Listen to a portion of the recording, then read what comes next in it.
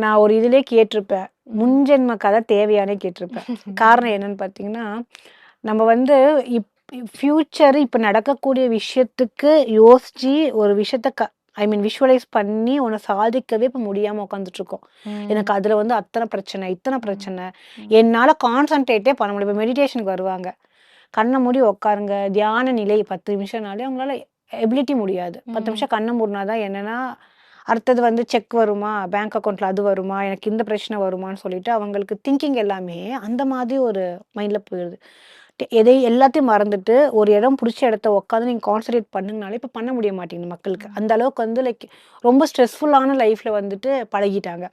அப்ப இப்படி வந்து அவங்களோட மைண்ட் செட் வந்து இப்படி இருக்கும்போது, இந்த மாதிரி ஒரு நிலையில இருக்கும்போது, இப்போதைக்கே வழி தெரியல. அப்ப எதுக்கு பாஸ்ட் லைஃப்ப பத்தி முதல்ல தெரிஞ்சுக்கணும். ஆனா, இப்ப என்னோட இதுல வந்துட்டு ரெக்ரெஷன் தெரப்பின்னு சொல்லுவோம். அது கம்ப்ளீட்டா உங்களோட பாஸ்ட் லைஃப்ப வச்சு தான்.